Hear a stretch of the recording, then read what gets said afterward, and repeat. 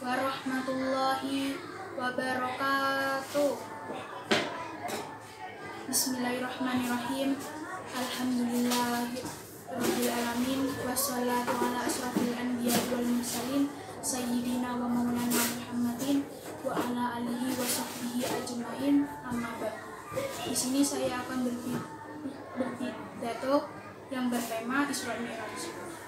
Isra Mi'raj adalah peristiwa penting dalam sejarah Islam yang mengisahkan perjalanan Nabi Muhammad SAW. Peristiwa ini diperingati sebagai perjalanan suci Rasulullah sekaligus tanda kekuasaan Allah Subhanahu wa Ta'ala. Isra adalah perjalanan Rasulullah dari Masjidil Haram menuju Masjidil Aqsa.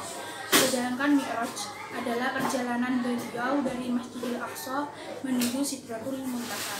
Pada peristiwa ini, Rasulullah berkesempatan untuk bertemu dengan Allah secara langsung. Lalu, bagaimana latar belakang terjadinya Isra Mi'raj? Peristiwa Isra Mi'raj terjadi setelah dua orang yang paling Rasulullah cintai meninggal dunia. Kedua orang tersebut adalah paman Rasul yang bernama Abu Thalib dan istri Rasul yang bernama Siti Khadijah. Keduanya dikenal sebagai orang paling membela selama dakwah Rasulullah di Makkah.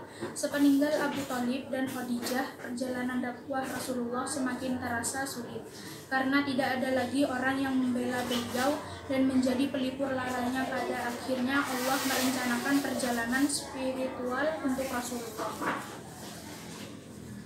Isra Mi'raj adalah perjalanan spiritual untuk bertemu langsung dengan Allah Subhanahu wa Ta'ala dan melihat singgasananya.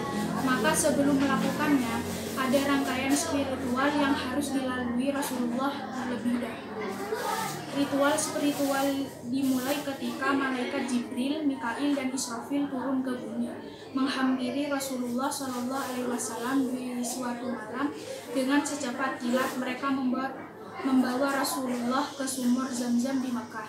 Kemudian mereka memperlakukan Rasulullah dengan lembut dan meminta izin kepada beliau untuk membelah dadanya. Selanjutnya Jibril membasuh hati Rasulullah dengan air Zam-Zam. Jibril mengeluarkan wadah berisi iman dan hikmah.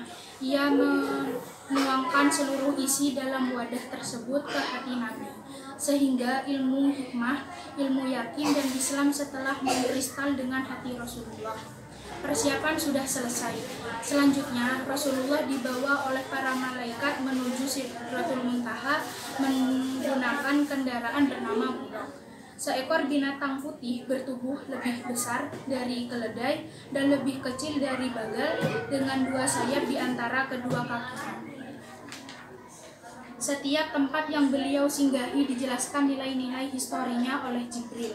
Rasulullah pun diperkenankan melakukan sholat sunnah 2 rakaat di masing-masing tempat. Kemudian Rasulullah juga diperlihatkan azab-azab seorang hamba yang durhaka dengan masing-masing dosanya.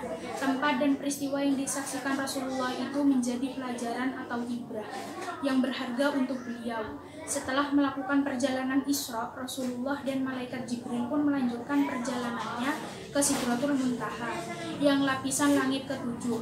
Perjalanan spiritual ini dinamakan Mi'raj.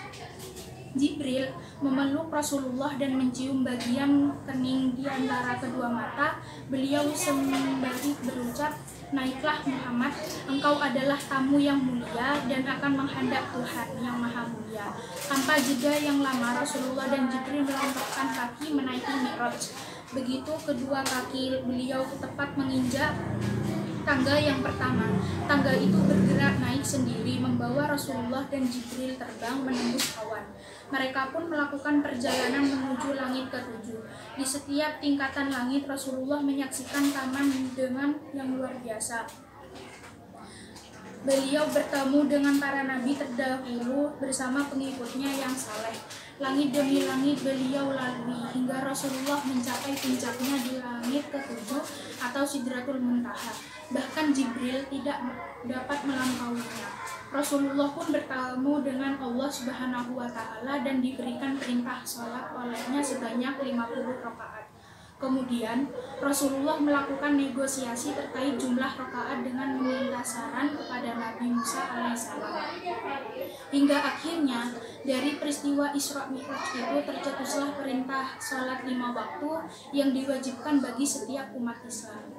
Apabila ada kata-kata yang kurang berkenan, mohon dimaafkan. Saya akhiri, wabillahi taufiq wal hidayah. Wassalamualaikum warahmatullahi wabarakatuh.